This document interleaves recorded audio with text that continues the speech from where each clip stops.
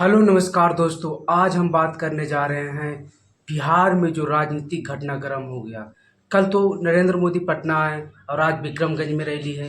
पटना की रैली उनकी काफ़ी शानदार रही, सड़कों पर दोनों ओर से भीड़ रही और उन्होंने विजय कुमार सिन्हा का भाव बढ़ा दिया। जी हाँ, इस रैली के माध्यम से नरेंद्र मोदी ने सम्राट चौधरी के जगह विजय कुमार सिन्हा जो उप मुख्यमंत्री हैं उनकी भाव इसलिए बढ़ा दिया क्योंकि वो बिहार के पहले ऐसे नेता हो गए हैं जिनके घर मोदी शादी में गए हैं।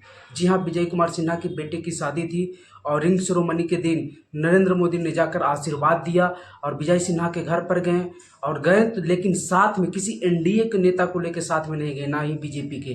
तो ये सबसे बड़ी खबर थी और विजय कुमार सिन्हा अब बिहार की राजनीति में फिर से अब उछाल मारने लगेंगे। और सबसे बड़ा कारण ये रहा कि उनकी जाति, विजय कुमार सिन्हा जाति से भूमिहार हैं और बिहार में बीजेपी की कोर वोटर में भूमिहारों की बात कही जाती है। आप देख भी रहे होंगे कि गिरिराज सिंह केंद्र में मंत्री हैं, भूमिहारी जाति से हैं। विजय कुमार सिन्हा उप मुख्यमंत्री हैं, भूमिहार जाति से हैं। और भी बहुत सारे मंत्री भूमिहार के हैं। और ललन सिंह भी देख रहे होंगे, जेडीयू की ओर से मंत्री हैं, एनडीए में ही हैं, भूमिहारी हैं। तो बहुत सारे विजय चौधरी और बहुत सारे नेता और भूमिहार इसलिए क्योंकि उन पर दाव डाला जा रहा था, महागठबंधन की ओर से A to Z की बातें कही जा रही थी इसलिए। और विजय कुमार सिन्हा के जब से उप मुख्यमंत्री बने हैं, कहा जा रहा है कि नंबर 3 के मुख्यमंत्री हैं, उप मुख्यमंत्री हैं। फर्स्ट पर नीतीश, सेकेंड पर सम्राट, थर्ड पर ये। और इनकी भाव इसीलिए कम किया जा रहा था, लेकिन नरेंद्र मोदी के जाने से उनकी भाव बढ़ जाएगी। और टिकट बंटवारे को लेकर जो भी बातें होना है उसमें विजय कुमार सिन्हा का भी हाथ रहेगा। ये बिहार की राजनीतिक में कल मोदी की रैली के बाद ये तो क्लियर हो गया। अब बात आगे करते हैं कि तेज प्रताप यादव का जो मैटर सुलझने का नाम ही नहीं ले रहा है। उनकी जो अनुष्का यादव के साथ अफेयर की खबरें आई, फोटो वायरल हुई, शादी की बातें हुई, फिर पार्टी से निकाले गए, परिवार से निकाले गए। फिर अब उनके बयान तो कुछ आ ही नहीं रहे। सिर्फ तेजस्वी यादव के जब बेटा हुआ तो उनकी ओर से कंग्रेचुलेसन आया, लेकिन अब विपत्ति जो है उन पर ना हटने का नाम ही नहीं ले रहा। और आप लोग मीडिया में देखे होंगे, बार बार आकाश यादव आकर लालू परिवार पर हमला बोल रहे थे। इसे देखते हुए आकाश यादव को पार्टी के राष्ट्रीय अध्यक्ष पद से मुक्त कर दिया गया है। जी हाँ, आकाश यादव पहले आरजेडी में थे, तेज प्रताप के करीबी थे, लेकिन उन्हें पार्टी से हटा दिया गया था। बाद में वो पशुपति कुमार पारस के साथ गए। कहा जाता है कि तेज प्रताप की अहम भूमिका रही उनको पशुपति कुमार पारस की पार्टी में राष्ट्रीय अध्यक्ष बनवाने का, वो भी युवा का राष्ट्रीय अध्यक्ष पशुपति कुमार पारस आरएलजेपी में थे और बहुत दिनों से थे आकाश यादव। लेकिन जब ये सब मैटर हुआ तो पशुपति कुमार पारस को भी आभास हुआ, क्योंकि अब वो एनडीए में है नहीं, उनको महागठबंधन से गठबंधन करना है, सीटें लेना है। और वो भी लालू परिवार से के दुश्मन को अपने पार्टी में युवा के राष्ट्रीय अध्यक्ष बनाकर वो टिकट बंटवारे में अपनी जो है हस्ती को क्यों कम करेंगे।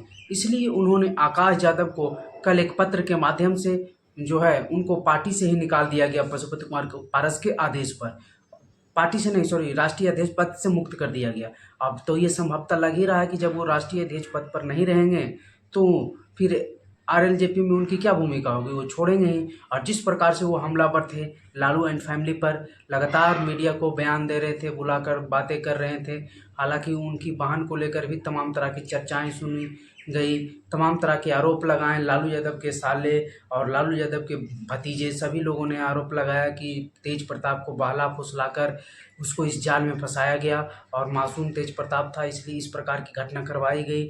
फिर ऐश्वर्या भी आई, तेज प्रताप की पहली पत्नी, उन्होंने भी तमाम तरह के आरोप प्रत्यारोप लगाए। अब मामला पूरा ज़्यादा बढ़ते हुए दिख रहा है। अब तेज प्रताप की चुप्पी एकदम साधे हुए हैं। अब देखना होगा तेज प्रताप करते क्या हैं, क्योंकि बिहार विधानसभा चुनाव एकदम नज़दीक पर है, मुहाने पर है। और तेज प्रताप यादव कोई भी चुनाव लड़ना एकदम कन्फर्म है। मंत्री रह चुके हैं, 2 बार विधायक रह चुके हैं और इस बार क्यों नहीं लड़ेंगे।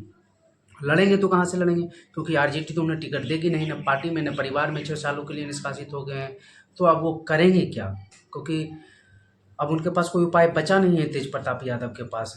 और चुनाव लड़ना भी है महुआ या हसनपुर से। अभी हसनपुर से विधायक हैं, इससे पहले महुआ से विधायक रहे हैं। इस बार उनका मन महुआ में डोल रहा है और इसलिए आप लोग ने महुआ के विधायक, आरजेडी से ही विधायक है राकेश रोशन, उनको एक बार रोते हुए वीडियो भी वायरल हुआ था। तो अब वो तो संतुष्ट हो गए हैं कि अब हमारी सीट पर कोई खतरा नहीं, क्योंकि तेज प्रताप यादव को बाहर निकाल दिया गया। तो आरजेडी से वो कन्फर्म चुनाव लड़ेंगे ही। लेकिन हो सकता है तेज प्रताप यादव ही चुनाव वहाँ निर्दलीय नहीं आ जाए, फिर या फिर एनडीए की तरफ से उन्हें ऑफर दिया जाए और एनडीए की तरफ से उम्मीदवार हो सकते हैं महुआ में, या फिर राघोपुर में भी उम्मीदवार हो सकते हैं तेज प्रताप यादव तेजस्वी के खिलाफ एनडीए से। ये देखना होगा तेज प्रताप यादव क्या अपने भाई के खिलाफ चुनाव लड़ते हैं, और अगर लड़ते हैं तो फिर एनडीए उन्हें लड़ाने में कोई हिचक नहीं करेगी और फिर ये चुनाव काफ़ी मज़ेदार हो जाएगा, मुश्किल वाला हो जाएगा। फिर देखना होगा अगर तेज प्रताप यादव सीट निकाल देते हैं तब तो फिर ये आरजेडी महागठबंधन के लिए बहुत ही खराब संदेशा जाएगा, और नहीं भी निकालते हैं फिर भी वो राघोपुर से लड़ते हैं तो एक अलग प्रेशर बन जाएगा आरजेडी महागठबंधन पर। बाकी देखना होगा चुनाव के नज़दीक में क्या होता है। वीडियो पर बने रहने के लिए धन्यवाद।